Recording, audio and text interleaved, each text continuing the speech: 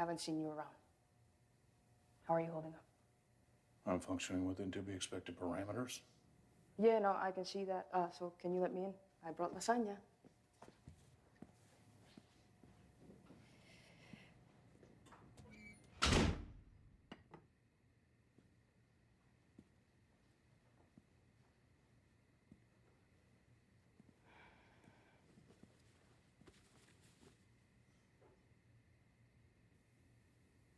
There's an empty dish. Oh, yeah, sorry. I didn't make lasagna. People just always have to let you in if you're carrying food. So, what's up?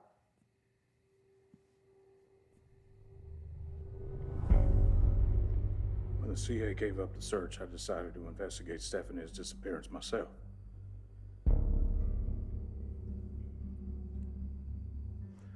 Truth be told, as the hours ticked by with nary a breadcrumb to be found, I let my despair get the best of me. That is until a chance encounter put me on the trail.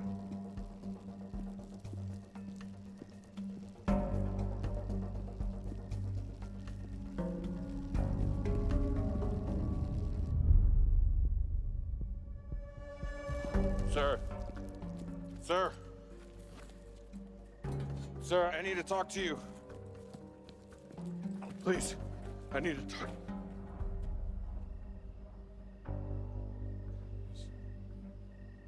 1634 Racing.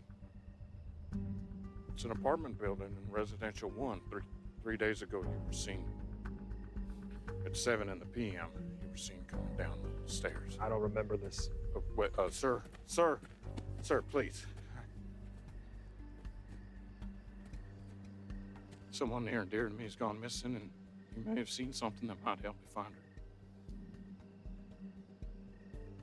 Where was this? Residential 1. 3 days ago at approximately 7 in the p.m. Yeah.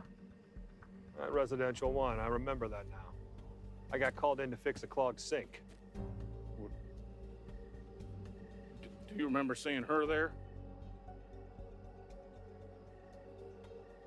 Do you remember seeing her there?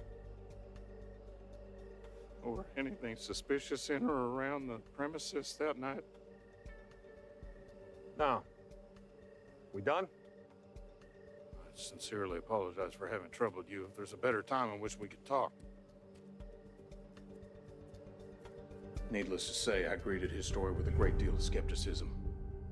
There were no city service carts on the street that night, nor was he wearing any sort of identifying uniform or carrying any tools. I found it very peculiar that the one person I knew was there the night she disappeared happened to have such a flimsy alibi. So I started following him.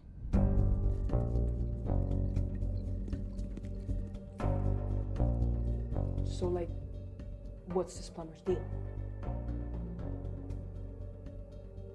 To start with, his name is Roman Calhoun. And he is most definitely not a plumber.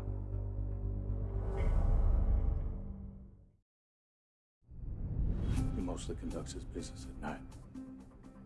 His base of operations is a building in the warehouse district, which purports to be a purveyor of plumbing services and which on the surface appears to be legitimate. However, they never receive any mail. There's lights on at odd hours when they're ostensibly closed, and while people go in and out with a fair degree of regularity, it's usually just the same 4 people over and over. They usually arrive alone and depart shortly thereafter, and frequently meeting in groups of 2, and on the one occasion they were all together, they were also met by a 5th, who I also believe to be the head honcho. The mastermind of some sort of rogue element within the government that Stephanie somehow ran afoul of. Rogue element? Like, you think she was kidnapped by the government or something? Shortly after I began my search, the man who later became known to me as co-conspirator number 2, aka Beanie Hat Man, showed up to Stephanie's apartment with a team of movers, collected all her belongings, and took them to an unknown location. Then, that same day, this was found in Stephanie's file at Union Station. It's a work transfer request signed by Stephanie on the day of her disappearance. The man who filled in for her at the radio room that day told me she gave no notice whatsoever. Such orders could not be falsified or fabricated without direct influence from within the halls of power. She knew they were coming for her.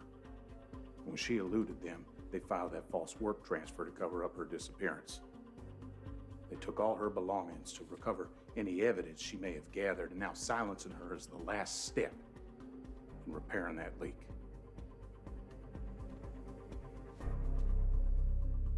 If I'm right,